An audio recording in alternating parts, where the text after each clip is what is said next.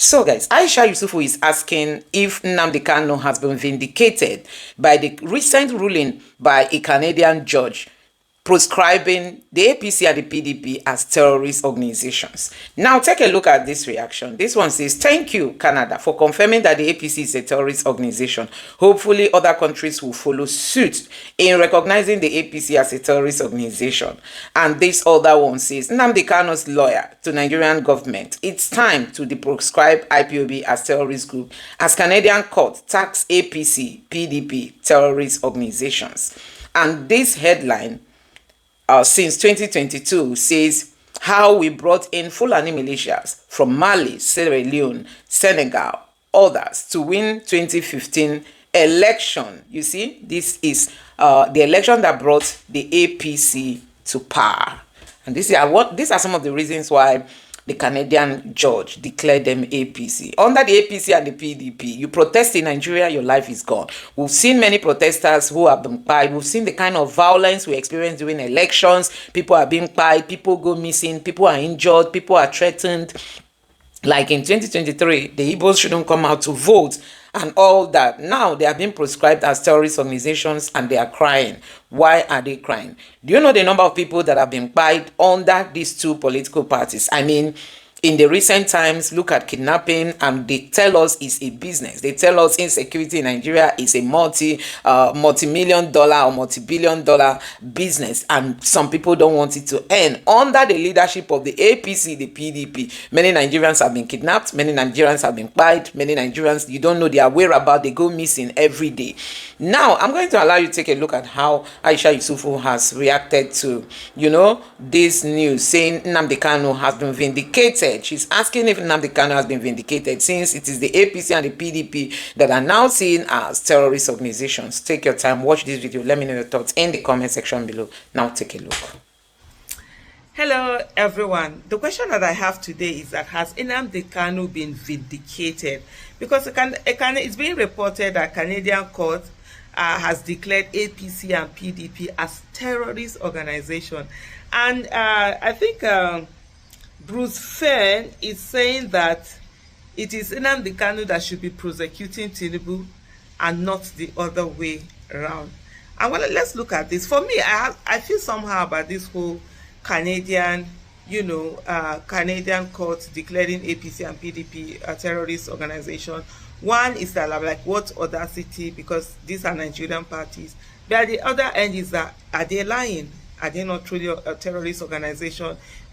Parties that have been in government that have killed people, opened fire on people, killed innocent citizens who were just protesting. What's the difference?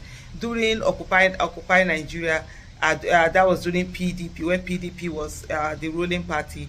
They killed protesters who just came out to protest that, oh, the price that you put was too much.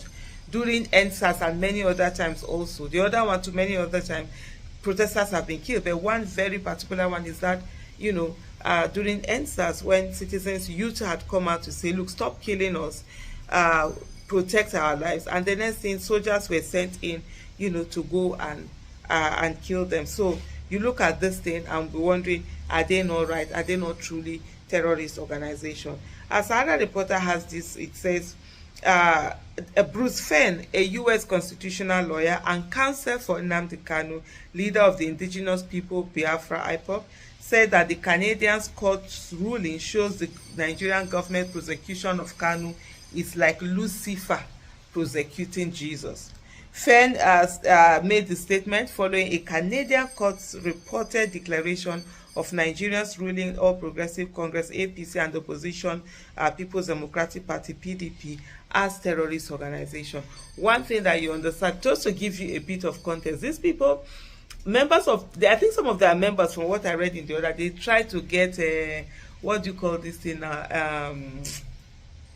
What's that thing when you, oh Lord have mercy, this old age, when you go to other people's this thing and it just gets to, oh Lord have mercy, sometimes you have this thing, something you're trying to remember something and it just enters your head and then it just goes off again. I'm sure you're going to see this video as it is. I don't have time editing this out and making it look good or like this is how it is. Not immunity, they're trying to asylum. What is it? Yeah, they're trying to get asylum. They go over to these places when they've already caused havoc. I saw the other time when someone, a policeman, said that they were going to do something to a Nigerian. You Canadian, they drove him back. They denied him that asylum. Come back to Nigeria that you've helped to destroy. Where are you running away to? So it was on that this thing was made. Fain made the statement following Canadian court's reported declaration of Nigeria's ruling All Progressive Congress APC and the opposition People's Democratic Party PDP as terrorist organizations. Asare reporters on Thursday reported that the federal court upheld a ruling declaring both PDP and APC to be engaged in conduct amounting to terrorism and subversion of democratic institutions. What is terrorism? You put terror, you kill people. That's terrorism. It's not just so when it has something to do with religion or what. And that's definitely what these parties are doing.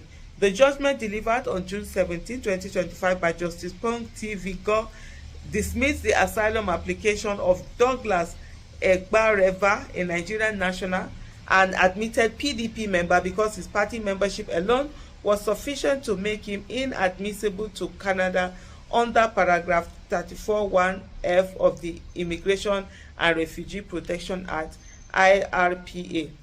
The court endorsed the Immigration Appeal Division's IAD detailed finding that both the PDP and APC had engaged in political violence, voter intimidation, ballot stuffing, and even murder to gain and maintain power, according to a court document obtained by People's Gazette.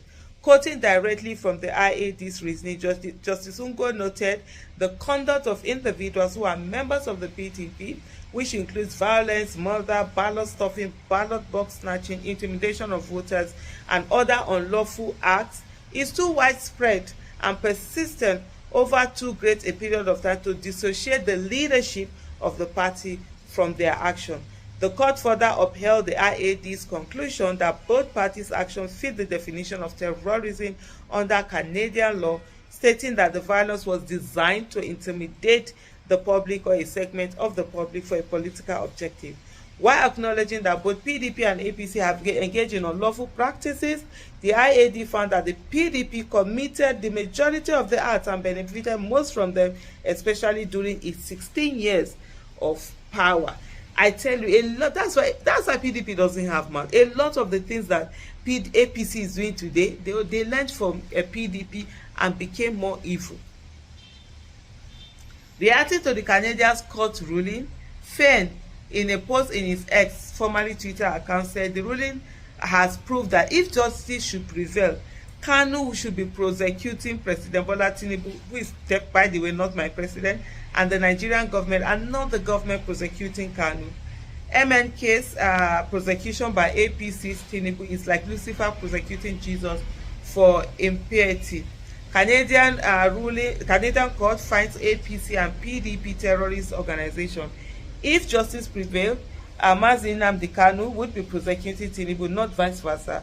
But God is just and his justice will not sleep forever. Fain has been a vocal critic of the Nigerian government's handling of Kanu's case, accusing it of human rights abuses, illegal rendition, and violation of international law. His latest comments come amid renewed calls by IPOB supporters and rights activists for Kanu's release, argue that the trial is politically motivated. Kanu has been in custody of the Department of State Services DSS since June 2021 after his arrest in Kenya, faces multiple charges including treasonable felony, terrorism charges he has repeatedly denied. IPOB has maintained its demand for a referendum on Biafra's independence, while the Nigerian government insists the group's activities threaten national security. I do not see anything that threatens national security because people are asking for a referendum. There should be a referendum. Every region should be asked whether they want to be part of Nigeria. And if there's any region that does not want to be part of Nigeria, it's okay to allow that region to go its own way. Holding them hostage, because this is really holding them hostage, it's wrong. If you do a referendum, then you put it to rest. If they want to go, fine. If they want to stay, whether it is IPOB, whether it is Arewa, whether it is Odudua, whether it is South people, let everybody decide. It is already 110 years, or it's already 111 years since the amalgamation, when the Northern Protectorate and the Southern Protectorate were put together, why are you still forcing people to stay together? I have always said it, and I'll continue to say, we need to have a Nigerian conversation. But by the way, has Kanu Wanko been vindicated? Now they have said APC and PDP are terrorist organizations, according to a Canadian court. Thank you so much for watching. Bye. We are at a point where we are challenging the process. These are part of what makes a nation. The process through which people come into office or assume or achieve anything is far more fundamental than what they do thereafter. It is important that the people come through the right door and not just jump into through the window and start saying, okay, let's move on, let's clean it up, let's do this and everything.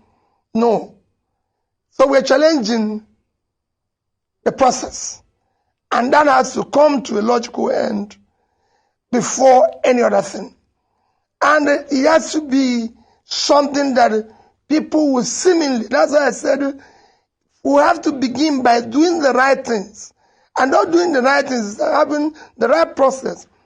On issue of qualification, I never said anything with regards to improving the degree or doing this.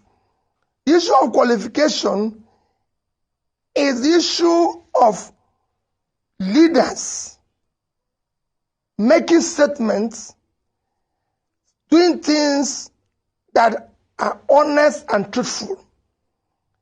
This is an issue of honor and integrity. It is the foundation on which you build society. If you look at what is happening in Nigeria today, there's so many issues of certificates, age, all sorts of one falsification or the other, all over, within the leaders. There's no way people can be doing this and be able to do the right things, because that means they live in a falsified life. And that is not good morally, and a sign it should be given to the society. There's so many great people in the world who did not go to school. And I can tell you, America today, one of the highest, or I would say the greatest president America has ever had, is Abraham Lincoln. Abraham Lincoln did not go to a formal school. In fact, his entire education is less than 1 year formal education, because he came from a very extremely poor family. His education was by borrowing books and everything, which he did later. But he was able to show, if you read his history, you show that he came from a very poor home and did not have formal education. He didn't have to say he read the PhD here or he did this one here, and then there's an argument like what we're having all over Nigeria today, which is bringing the credibility of our nation into question. If you come to the UK, one of the greatest prime ministers, Winston Churchill. Winston Churchill is known to have had a poor academic record. In fact, his academic record was very bad that his father had to enlist him in the army. Even when he went to take an exam to be able to be enlisted into the British Military Academy, he sat it 3 times before he could pass. Eventually, he became a prime minister, became a great prime minister. You go to the corporate world, the biggest company we have today in terms of market value is Apple. The founder is a dropout, a school dropout. His history shows that. The second biggest company is Microsoft. At least Apple today is about 2.9, if I'm right, about 2.9 trillion company, when African GDP is about 2.9. So it's about the same thing as African GDP. The second biggest company is Microsoft, founded by Bill Gates. Bill Gates is a university dropout. It's written there. It's not, there's no question. The 4th richest person in the world, Larry Ellison, is a poor person. The mother had to give up for adoption when he was 9 months. All right. So that's So you don't really have to have all the degrees in the world to be great. But you need to be honorable about your past, so we can know who exactly you are and everything. The world are bound by great people who have poor past and no education, and that forms part of their greatness.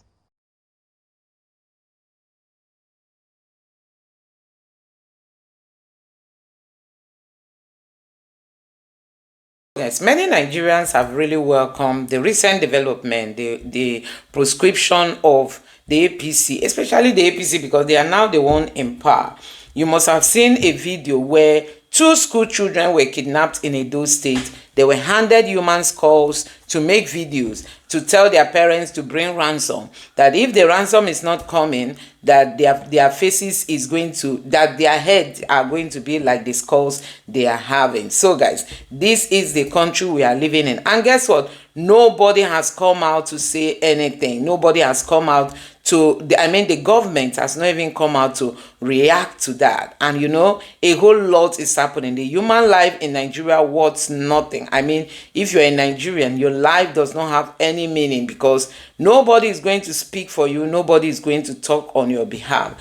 And that is why Nigerians are welcoming this decision by, you know, by the Canadian government proscribing the Nigerian government as the APC government, or the APC political party, as a terrorist organization. So Nigerians are saying other countries should follow suit. When they finish destroying Nigeria, they quickly head out to other countries to go seek asylum. Why are they leaving Nigeria?